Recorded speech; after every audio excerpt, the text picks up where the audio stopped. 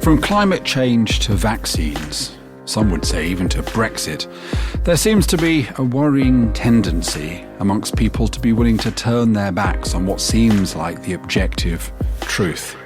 The anti-vaxxing movement has been pushed by Russian troll farms. The more doubt there is, the better it is for them.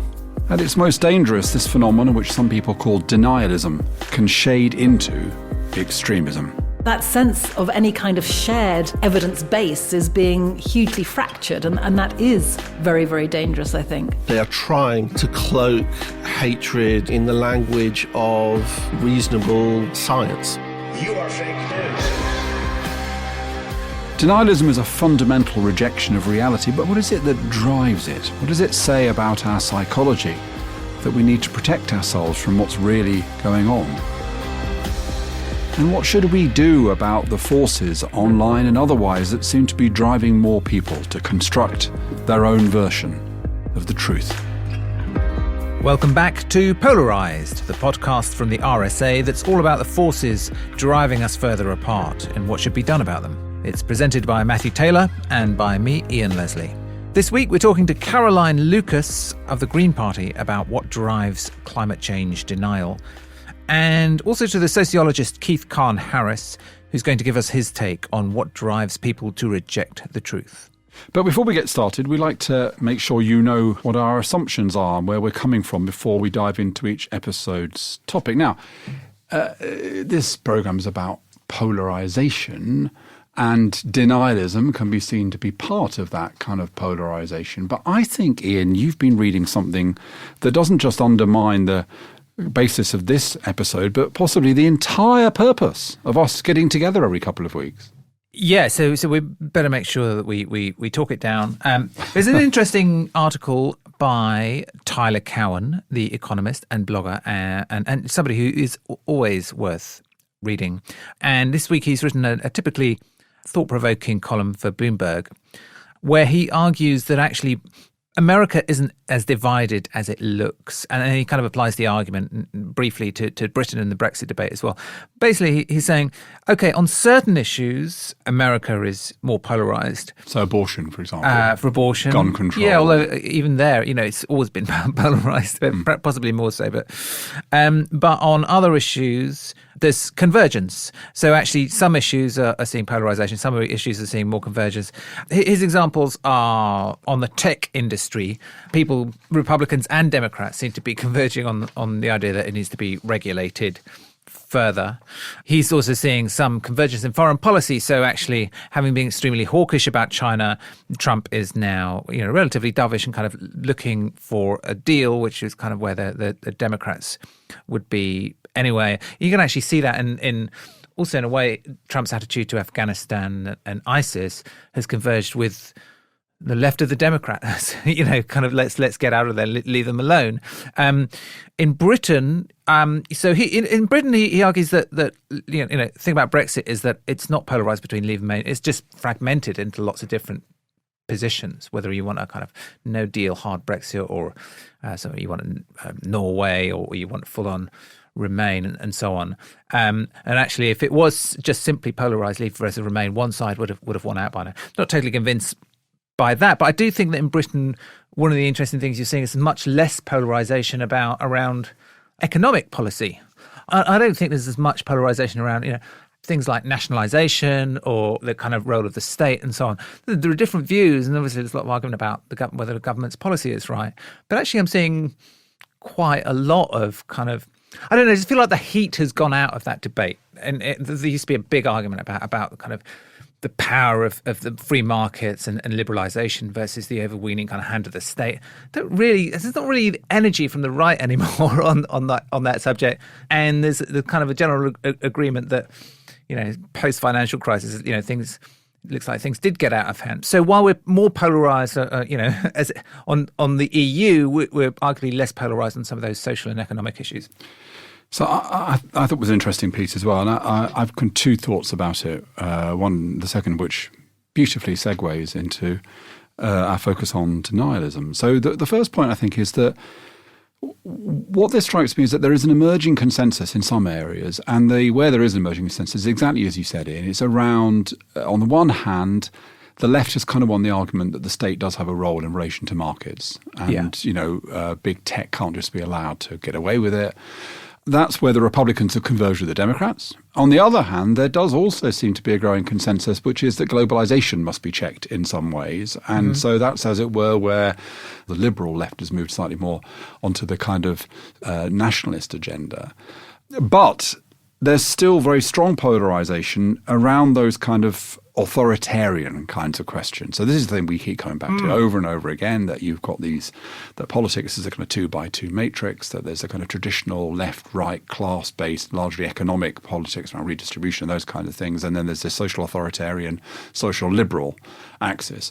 And I think what the article suggests to me is that there's a consensus at the top half of that matrix around the kind of economic and social agenda, but there's still quite strong polarization when it comes to issues like gun control or abortion, immigration, which speak to the other. Now, the second thing, though, which I think is interesting, is if you're right, and of course I always tend to believe that you are, Ian, but if you're right and Tyler's right, that there is more of a kind of convergence. Is it that the sense that we have a polarization is to do with the fact that the extremes are just finding it easier and easier to make a big noise and to be noticed than they were in the past? And that's one of the things that I want to talk about when we get into denialism, is that there are structures, the internet is the most obvious one, but there are other things which mean that kind of opinions which previously we would have just thought were eccentric and, maybe even unpleasant, but not to worry about, are now much more worrying because of the way in which they express themselves.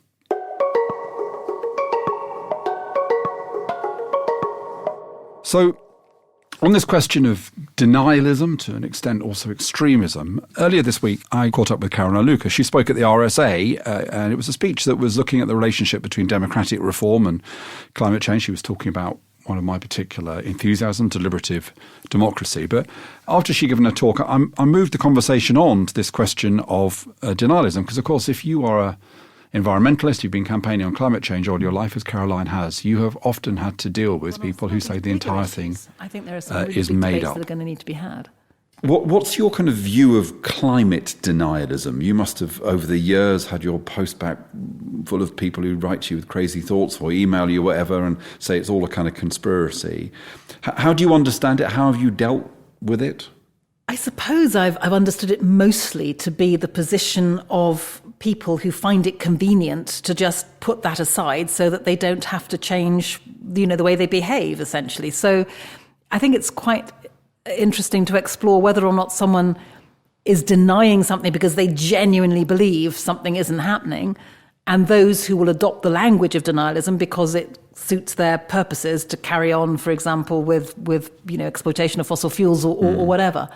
I think what is most common are people who are using the language of denialism because it silences a debate. It means you don't have to answer certain questions and you can just focus on the bit of it that you care about. And now we live in a world where you can go onto Google, and I normally blame Google for things, but I wouldn't blame Google for this. And, you'll probably find your second or third page of Google search for, what's happening to the environment. Somebody who says nothing's going to happen to the environment at all, it's all absolutely fine. So denialists used to be kind of isolated, but now they can build communities quite quickly.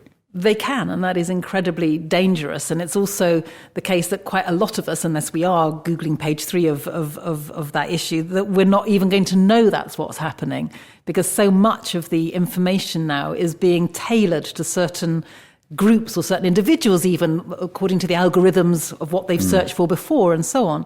But that sense of any kind of shared evidence base is being hugely fractured, and that is very, very dangerous, I think. And is there also, though, a kind of cultural dimension to it, which is that, we associate environmentalism in Britain with the left. And so therefore people who want to say it's a conspiracy can say, look, people talk about green issues because they're trying to smuggle in a socialist agenda. That's the way of doing it.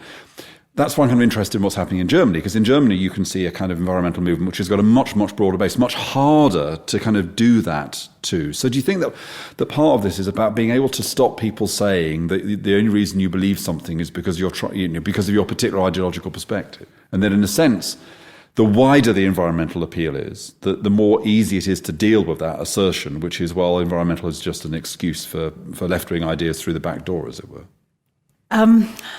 Trying to just unpick all of the ideas in that. I mean, it wasn't so long ago that the Climate Change Act went through Parliament. It was only just 10 years ago, and it went through Parliament with only, I think, around 3 people who voted against it. So at that point, as recently as 10 years ago, there was a sufficient consensus across the different political parties that we needed pretty radical action, potentially, when it came to that Climate Change Act. I think this thing that we're describing is something that is relatively recent. But why is that momentum not being retained? Because that's the difference. In Germany, it feels as though environmentalism is part of a national identity. And we had that moment 10 years ago when it felt like that might be where we were going, but not now. You were saying in the lecture hall that Chukwuemeka's kind of description of the independent group's new vision for the centre. Well, you would have thought new vision for the centre, surely that's environment. Yeah. And he hardly mentions the environment at all. How has it become so dissipated? Why is it hard to say that environmentalism is part of our national identity, do you think? I know it's easy to blame the media for a lot, but I do feel that because we don't have such a strongly focused media on these issues, it's been easier to compartmentalise environmental concerns as if they were the concerns of just one part of society. And yet, again, almost arguing against myself, if you look at David Attenborough and his statements at the climate talks, I mean, he gave an extraordinary speech. He, our national treasure, someone you would never, dream of saying was some kind of socialist stooge to save your life. He was talking about the potential for the end of civilization as we know it. His campaign on plastics has been extraordinary because it has burst out of any kind of party political positioning and has spoken directly to the public with those images that were so powerful of the very real effects of what we're doing.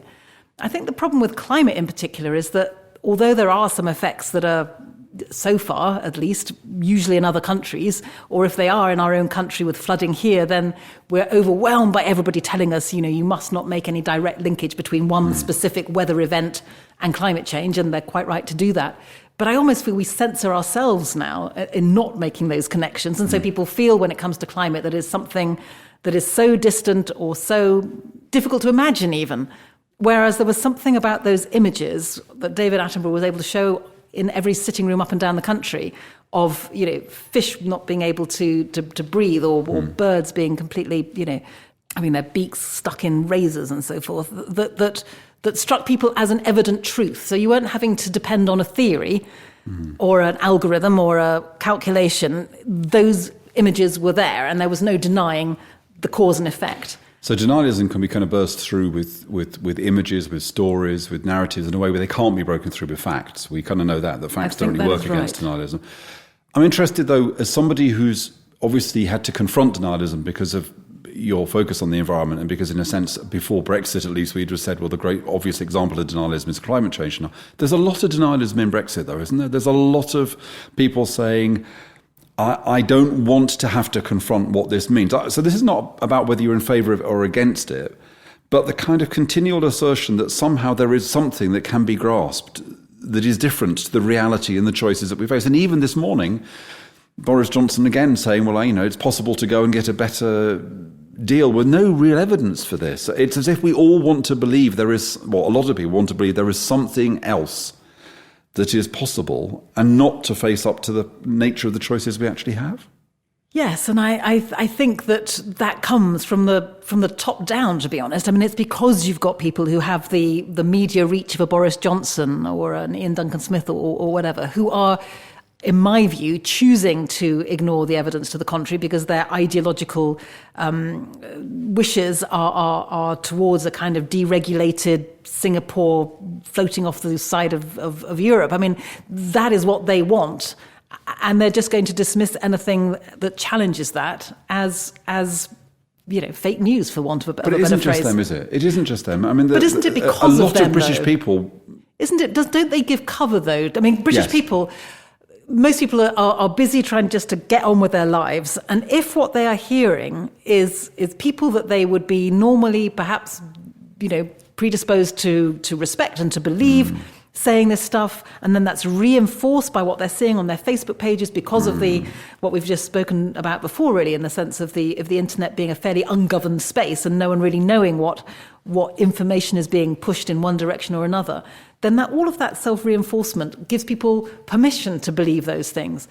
I have to say that the Remain campaign in 2016 hasn't helped itself because they cried wolf so many times in terms of some of the statements that were made about the impact of leaving the EU. Because that hasn't come to pass, and because some of it was, I think, overstated at the time, then people are believing that the wolf doesn't exist, while they forget that the story actually was that in the end there was a wolf and the boy got eaten. So final question. It feels to me from what you've said that you'd be pessimistic about the fact that denialism in various forms is likely to grow, because it seems as though if you look at Trump, if you look at and this is on both sides of the debate, the idea that we can so many politicians saying I could turn up in Brussels and suddenly get a great deal, which just seems to be a complete fiction. When you think of the web and the way in which denialists can get together on the web and propagate conspiracy theories, do you think that denialism is going to become an ever more present part of debate? Because more and more politicians will say, well, it seems to work. You can get away with it.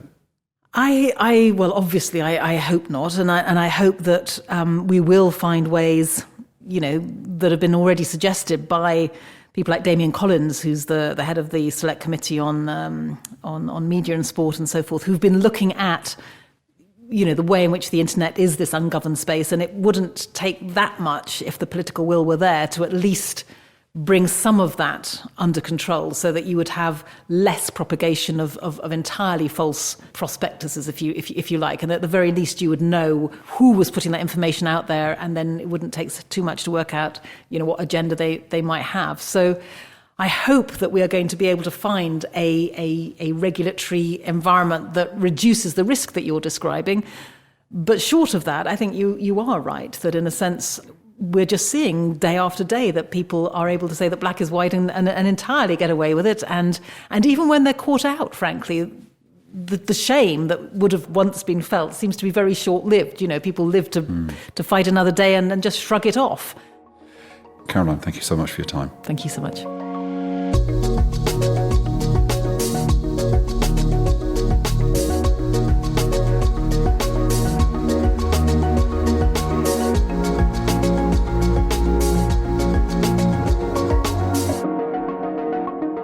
So to reflect on that conversation, and also some really interesting writing he's done himself around the issue of denialism, we're joined by Keith Carne-Harris. I'm delighted to say he's a sociologist, but he's also the author of Denial, the Unspeakable Truth. And I just have to say this to you, Keith, before we start, that Stan Cohen was one of my father's best friends, and towards the end of his life, Stan Cohen wrote a wonderful book called Denial, as you know. He did. He spoke at the RSA, and I was so that's a very fond memory that I have of that. And I've got that out of the way.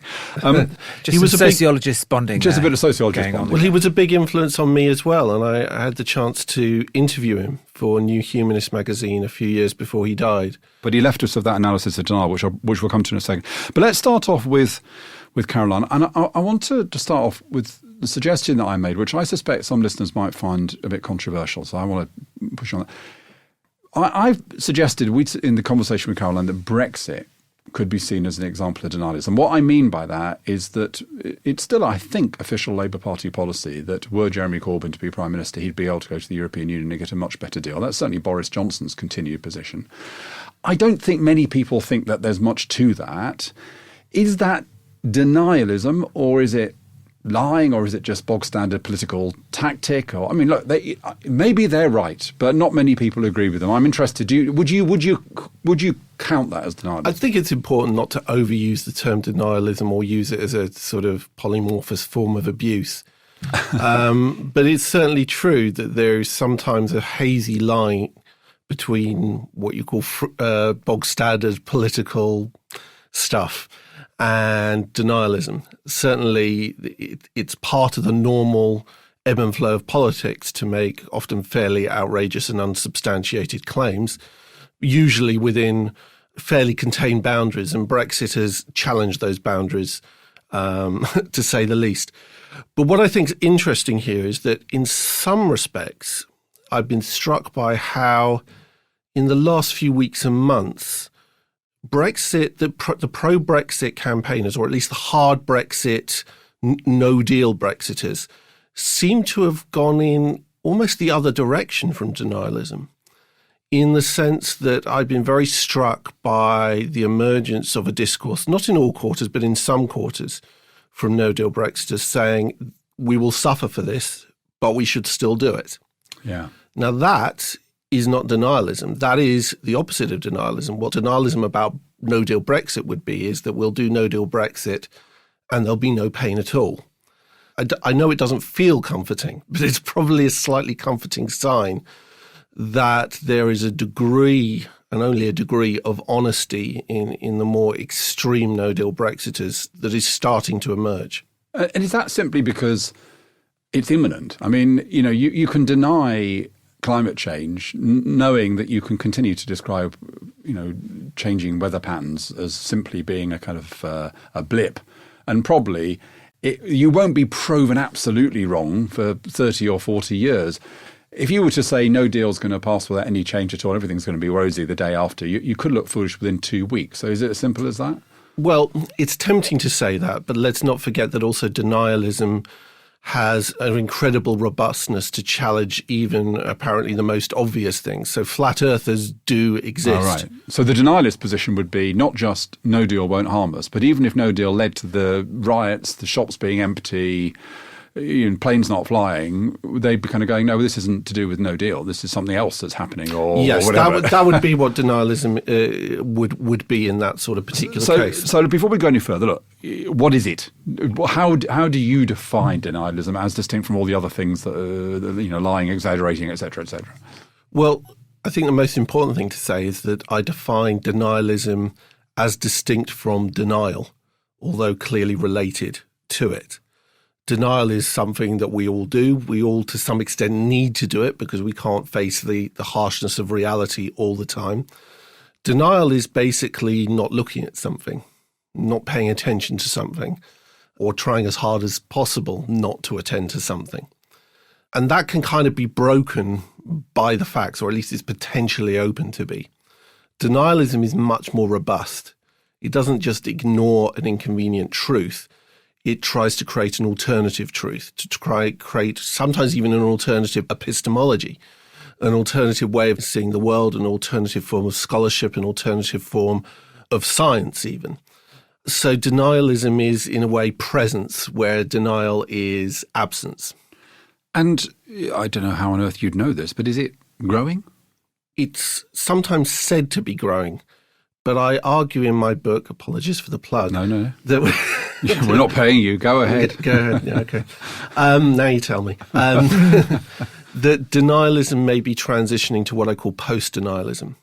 One of the things about denialism is that it attempts to create a kind of simulacra of sturdy scholarship. So creating institutions, academic conferences, academic journals, that kind of thing. Whereas post-denialism, which in many ways is a product of the social media age, is much less disciplined. It is less concerned with creating a sturdy alternative truth rather than simply spewing out, if you like, sometimes mutually exclusive alternative facts. So I would say that Donald Trump, for example, in his approach to climate change, is more post-denialist than he is denialist. A denialist would make consistent arguments throughout. A post-denialist will say whatever is convenient for the time. And that's the kind of tactical or strategic approach of the Putinist propagandists, isn't it? You just basically just spoil the discourse by throwing so much poison in there that everything becomes unbelievable. I think that's certainly true, yes. And one of the interesting things is that there's some evidence that the anti-vaxxing movement has been pushed or supported to some extent by Russian troll farms, not because Putin and Russia have any particular investment in the idea of vaccinations so much as the idea that the more doubt there is, the more fogginess there is, the better it is for them. So this, I think, is fascinating, that the things that make us worried about this in the way that we might not have been worried about it in the past. And it seems to me that there are three obvious reasons The first is that denialists can now get together. You know, they would. Let's just talk about flat Earth because it's harmless as a sense. Flat Earthers could be dotted around the world being flat Earthish, but when they can all get together, they can all meet on the internet. There's suddenly quite a lot of them, and then they can generate websites and have conferences. They can meet in person. So that's the first thing: is that this enables organisation amongst denialists. The second is the sense that there may be malevolent forces, exactly as Ian just said. You know, the Russians, that this isn't just kind of eccentricity, but it's people trying to undermine our confidence in the kind of liberal democratic order as a whole. There's that element. And then thirdly, as we've tragically seen in New Zealand, the sense that in a world of random acts of violence, you know, I grew up in a world where terrorism was a terrible thing, but it was organised. And now there seem to be individuals who take crazy ideas, and the next thing we know, they're committing atrocities. So those three things, it seems to me, are what leads us to believe that denialism is not just a quaint eccentricity, but something we should be worried about. So what you're pointing to in all 3 points is a kind of paradox, which is, on the one hand, it's easier than ever for people with, shall we say, non-standard views to get together. And the Flat Earth community is the best example of that. The Flat Earth Society essentially died in the 60s and 70s. It was kept going for a long time, but basically it was flogging a dead horse. And flat Earth theories were virtually dead, but they were revived in recent years because they could be, because you could just take the odd person and it together, given that how many billion people there are in the world, you can create a reasonably substantial online community. Yet at the same time, there's also, and this comes back to what I said about post-denialism, there's also a weakening of discipline within that sort of community. And if you look at flat Earth groups, what's fascinating about it is they don't really have, other than saying that the Earth is not round, they don't necessarily have a consensus about what the Earth really is. They're like lots of different factions about if different shapes of the Earth. That's the interesting thing. You would think there'd be factions, but they're actually quite mutually supportive. So what they like is the idea of people spinning out as many alternative theories as possible. So one of the ideas, one thing I came across on, and it's quite funny, but it's quite interesting too, is that there is a division within the Flat Earth world about whether other planets could exist. So I did see someone saying, well, Mars exists. Mars is a planet, but the Earth is flat. Right. So you can see that there are multiple different things, and that is actually a good thing for them. It creates productivity, but it doesn't create a standard consensus.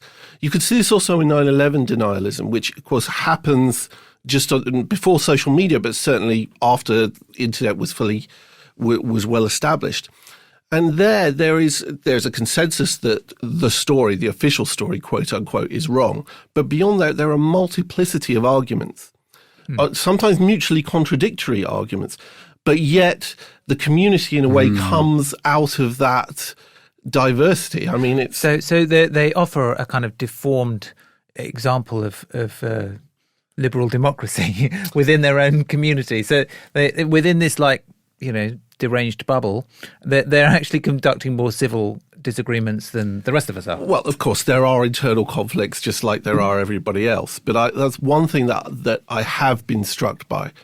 I've always been struck by, even in things like Holocaust denial community, in some ways, is that there is a great solidarity in opposing the official narrative, even if you don't necessarily share what should have the same belief as what should replace the official narrative. So this reminds me, Keith, a bit of the standard account of the First World War, and why it was that so many people died in such kind of pointless war. And that's because in the First World War, the technology of defence, barbed wire and fixed machine guns, was so much more effective than the technology of attack, which was a rifle. And in a sense, what you've got here is the reverse situation, which is that the technology of attack on objective truth is just much more lively, innovative, creative than the technology of defence, which is the attempt of the establishment in various forms to. And this is a great example. So in the old days, where denialists all had to believe the same thing, they were a bit boring. But I think it's one of the things you said, Putin. One of the things phrases I've heard you use to describe Putin's fundamental politics is never be predictable, always be interesting. There's something about it that's joyous. Yeah. So and hugely mischievous. And mischievous and in a way, hugely empowering. So whoever you are, you can become a player. You can come up with a theory. You can see through the lies that other people have swallowed. That's an immensely powerful thing. And I've never heard that analogy with the First World War before, but it strikes me as a really good one. So what do we do then? I mean, given the ever-growing sophistication, humour, eclecticism of the denialists, what do the truth? I mean, because we're dull and we're stuck in the same position. Boring kind of like, you must. Well, be your speak queen. for yourself. Yeah, thank God you're here. No, I mean, I think that there is an emerging consensus, certainly within psychology, that simply stating the facts is a naive way to change people's minds. I think that that's pretty much established now. And a lot of the more naive Enlightenment ideas about rationality, not that rationality and reason don't or can't exist, but the idea that people are necessarily primarily rational reasoning beings is one that is certainly in the descendant. So that's the first step.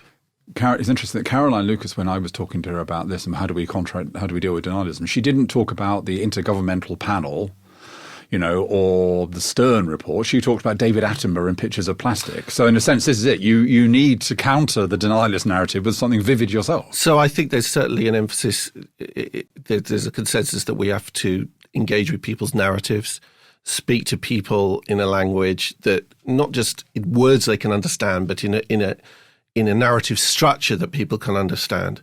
You have to listen and be empathetic as well. And there've been projects that have had some modestly encouraging results on this, particularly in the States, and seeing some kind of change. So one example of that is, and I wish I could remember her name, there is an incredible woman, I think she's based in Texas, who is an evangelical Christian who talks to evangelical Christians about climate change.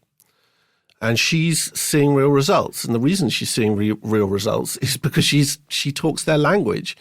She is one of them. This is the problem for the Green movement generally, is that it is identified with a particular kind of politics. I mean, if I was leading the Green Party, not in Germany, well, no, in Britain, okay, and to a certain extent in the US. But if I was leading the Green Party, I'd be trying to recruit people on the right. I mean, it'd be very hard to do. But you have to show this is not about whether you're left or right, whether you're a liberal or conservative. This is a problem for all of us. But all the signals point to one particular political identity. So I listened to the Caroline Lucas interview that you conducted, and one of the things that struck me about that is, and has more generally struck me, is the difficulty of getting people on the right on board with something that threatens their existence just as it threatens everybody else's existence. Yeah. To be honest, I think that is a function of a cleavage that has happened within the political right over the last few decades, which is that the real action, the real drive, the real energy of right-wing politics is now no longer conservative in any meaningful form. Conservatism in its most literal sense should be a huge ally in environmentalism.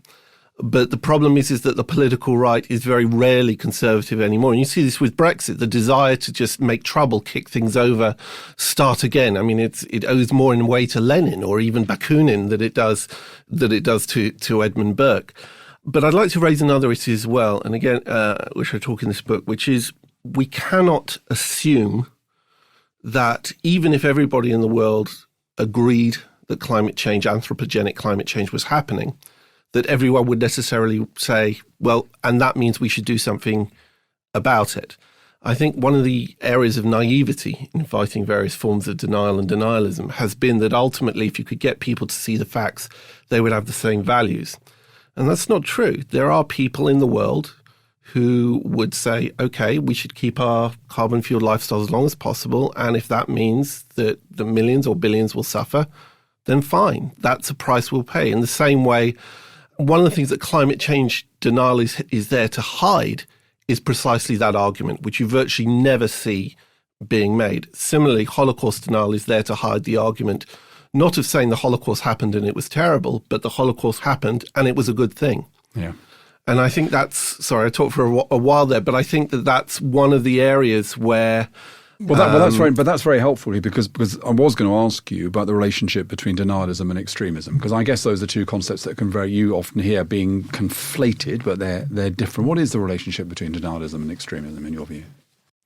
Well, there's no doubt that extremist groups often make use of denialism, and that is probably because extremist groups aren't necessarily as carefree in expressing their extremism as you might think.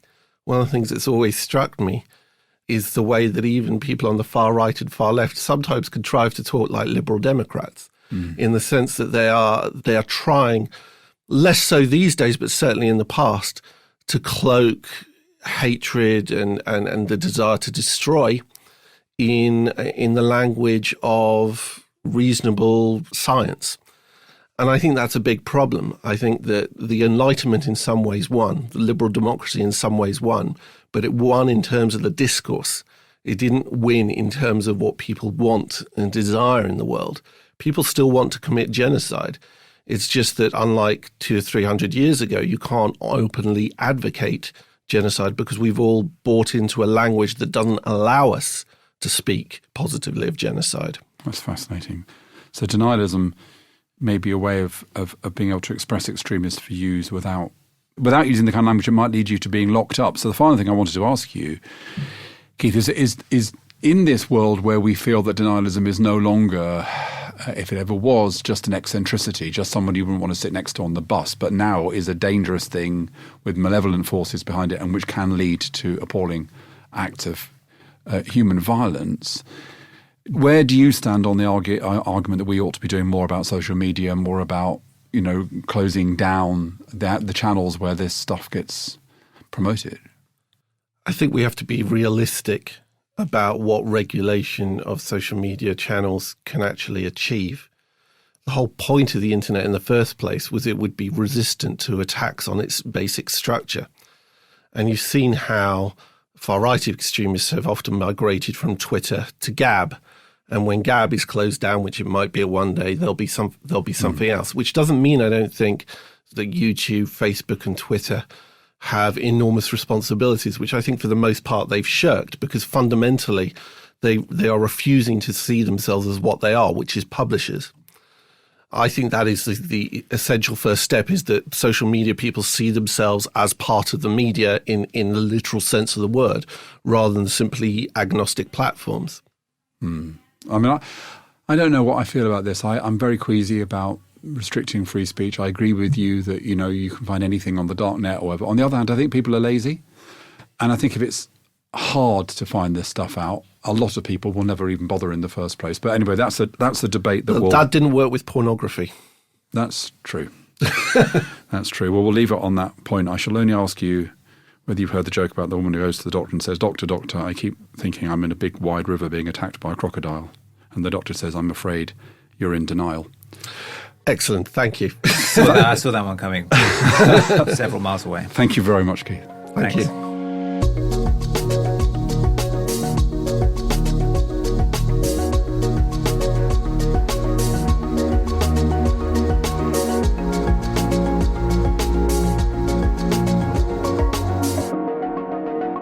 So, Ian, what did you make of that? I was struck by several things, but I think the most striking point for me was this idea that, within these bubbles, the flat earth bubble, whatever it is, these denialist kind of communities, there are many disagreements and many kind of points of difference, but the debates are conducted respectfully and in good humour. And it's often been observed that people are much better at disagreeing with each other when they have some fundamental kind of thing in common. And part of the reason we're getting worse at disagreeing and our arguments getting more toxic is that we don't have these kind of universal institutions, whether that's the church or the nation state and so on, and therefore the disagreements quickly become more personal and more vicious. And it's just fascinating in these like small bubbles.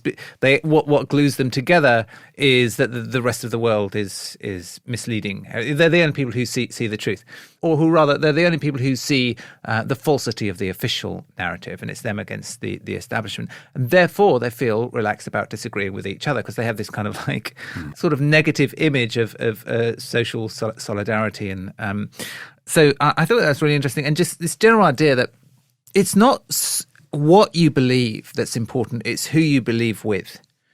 And actually you see that in the way that some of the kind of most effective fake news strategies, they're targeting people who already want to believe whatever it is that you're disseminating, and you're showing that other people believe it too. So you'll see a lot of fake news that comes from, has its roots in Russia, will show people on marches, or will show, we'll use language like, we believe, or we think this, or everyone's.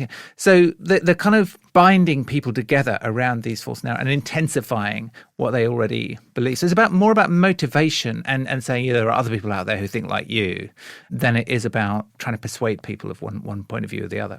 Yeah, and as we were saying, the internet means that you don't have to feel alone in these views. You can feel you can genuinely feel there is a we. Yeah. Out there. Yeah, you can aggregate minority viewpoints very, very. You can scale up the kind of isolated or really off the beaten track viewpoints into a mass movement very quickly.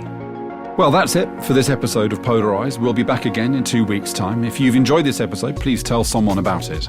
And we'd really appreciate it if you left us a rating or a review in your podcast app. Polarise was presented by me, Matthew Taylor, and by Ian Leslie. The producer was James Shield, and we were brought to you by the RSA.